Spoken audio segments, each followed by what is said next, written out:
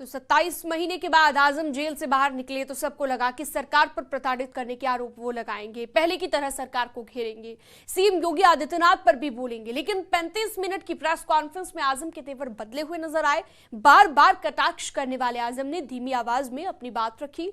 अधिकारियों को डांटने वाले आजम की आंखें भी नम दिखी।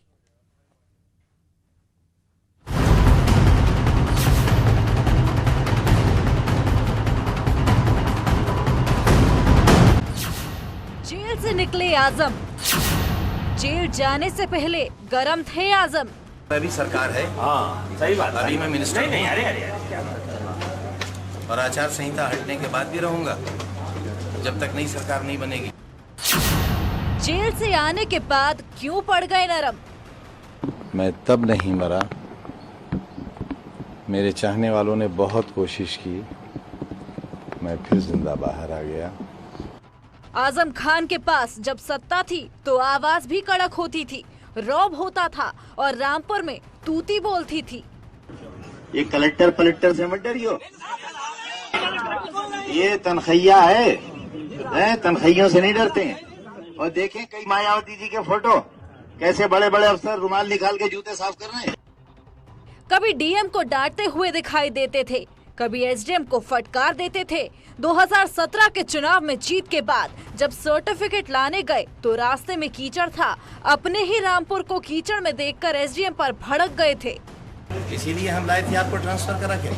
आप तो कूड़े में पड़े हुए थे, रोए थे आप, ऐसे कूड़े में थे आप। इतनी जल्दी नजरें बदलते हो? क्या रास्ता, इस रास्ते से लाए आप हमें? शोभा दी आपको इस रास्ते से लाना हमें? 5 साल सरकार रही तो रामपुर से कीचड़ साफ नहीं कर पाए। जब उन्हीं के बनाए कीचड़ में कमल खिल गया तो परेशान हो उठे, और जब जेल से लौटे तो सख्त तेवर दिखाने वाले आजम का मिजाज बदला हुआ था।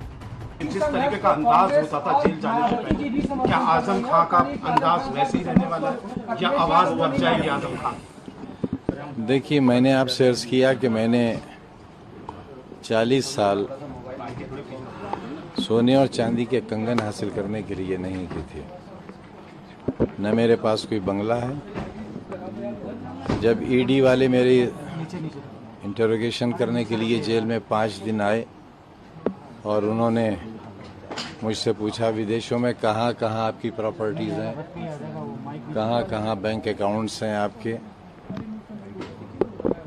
तो मैंने बस उनसे इतना ही कहा कि मुझे आपके सवालात पर गुस्सा नहीं आ रहा है, बल्कि इस बात पर शर्म आ रही है कि मैं कहाँ पैदा हो गया।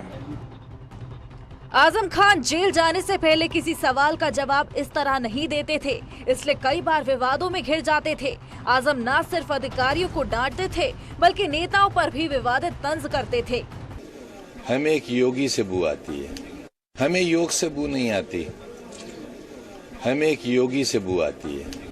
आजम खान योगी आदित्यनाथ पर अक्सर ऐसे ही बयान देते थे। अब शब्द कहने से कतराते नहीं थे। जुल्म करते हो गरीबों के साथ, फ्रिज में से गोश्त निकालकर बेगुनाह की जान ले लोगे। एक कमजोर अक़लियत का आदमी जो गुजरात से लेकर मुजफ्फरनगर तक और मुजफ्फरनगर से लेकर दादरी तक सिवाय खून के दरिया के कहीं नहीं खड़ा है। ये नोटबंदी से तो जो हुआ सो हुआ। आजम खान की जबान बंदी करो, ये खान कैसे दे रहा है हमारे। चुनाव के दौरान आजम के पोल और बिगड़ जाते थे, इतना कि आप अंदाजा भी नहीं लगा सकते। योगी आदित्यनाथ हो या साक्षी महाराज, आजम के बेलगाम बोल निकलते ही रहते थे। हमारा भाई है मगर है बड़ा गंदा, बड़ी मुंह से बू आती है उसकी।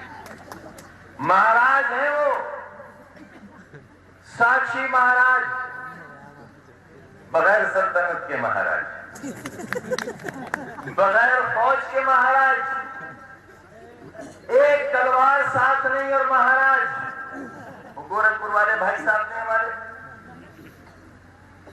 उनकी कभी सर देखो तो ऊपर के हिस्से की बनावट ऐसी कुदरत ने बनाई है कि उसे भेजा रखने की जरूरत नहीं। ये बातें फिर से हम आपको नहीं सुनाना चाहते, लेकिन जेल से लौटने के बाद आजम की आवाज धीमी क्यों पड़ गई है, इसको समझाना चाहते हैं। आखिर 27 महीनों में आजम खान में इतना परिवर्तन कैसे आया? अकड़ कर रहने वाले नेता की आवाज में इतनी नरमी कैसे? वो तकरीर मेरी एक दिन में कई करोड़ लोगों ने सुनी थी। मैं नहीं जानता क्या हुआ, मैं तो ये जानता हूँ कि मैं 1 साल सीन से आउट रहा, क्योंकि पुलिस कहती थी कि एनकाउंटर हो जाएगा। और 27-28 महीने में एक ऐसी कोठरी में रहा जिसमें उन लोगों को बंद किया जाता था जिन्हें 2 दिन बाद फांसी देना होती थी। बिल्कुल अकेला रहता था, जिंदा आ गया वापस। करीब 35 मिनट तक आजम खान ने प्रेस कॉन्फ्रेंस की, लेकिन एक बार भी सीएम योगी या यूपी सरकार के बारे में कुछ नहीं कहा। जेल जाने से पहले योगी को टारगेट करने वाले आजम लौटने के बाद उनका जिक्र तक नहीं किया और न ही किसी तरह का विवादित बयान दिया। तो क्या अब आजम खान के तेवर ढीले पड़ गए हैं?